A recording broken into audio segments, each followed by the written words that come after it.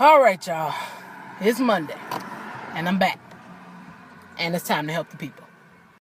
So I've been noticing a little trend lately, and it's actually pretty cool.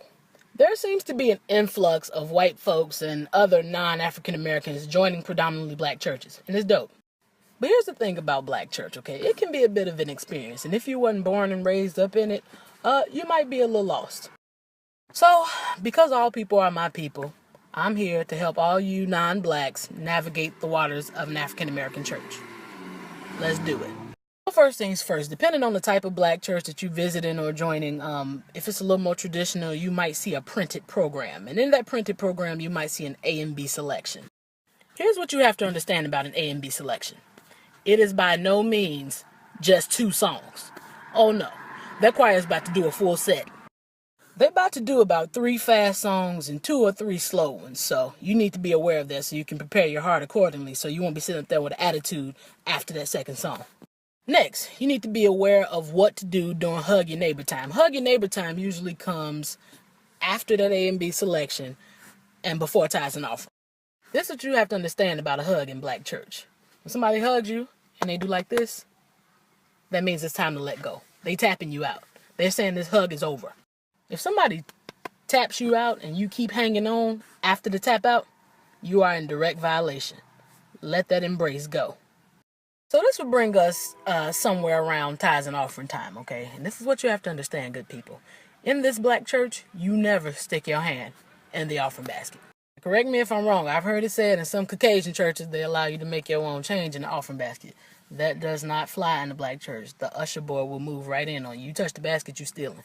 So the preacher's up. And one thing you're going to have to be aware of is hooping and hollering, okay? Many black preachers hoop. If you don't know what hooping is, I'll tell you. Hooping is basically like an asthma attack set to words. Because God, he told me to tell you. If you hear that, don't be alarmed. The preacher is okay. He's not dying. He's not having an asthma attack. He can breathe. Do not call 911 if the preacher starts hooping.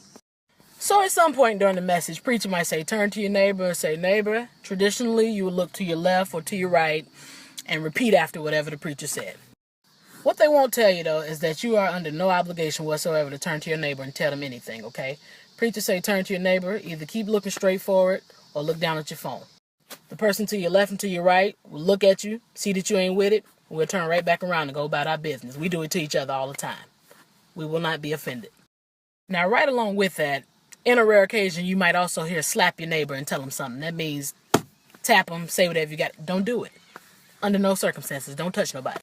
You also need to be aware of the phrase calling a line. Okay, just say you tipped off to the bathroom or something. You come back and you want to know if service still going on.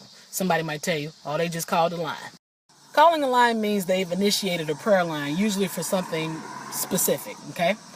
If you want to go home, you need to go when they call the line. Once the prayer line has kicked off, if you don't get yourself out of that sanctuary, you are in that joint until the very last hand has been laid.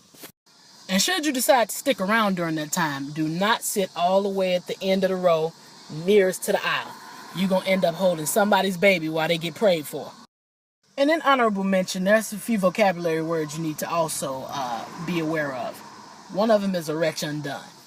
Here's the thing about erect undone. If you don't get it and don't understand it and don't know what it means, don't feel out of place because none of us black folks really knows what it means either. Been using it for decades, can't put a definition to it. You also need to know what the term getting sat down means. Getting sat down basically means you've done something disagreeable or something that goes against the rules of the church, and as a result, you don't get to hold the position that you once held for a certain amount of time. So if you're an usher, you get sat down, you ain't ushering no more. If you're a singer, you get sat down, you ain't singing no more. Not in this house anyway. That brings me to the next vocabulary word you need to know. Fail. Okay? You usually get sat down when you fail. So it basically be like, I ain't seen Shorty singing in the choir for like a month now. Everything good? Like, girl, you know she fell. So she sat down right now. And fail almost always means you went and got you some. And you wasn't smart enough not to get caught. But here's a loophole.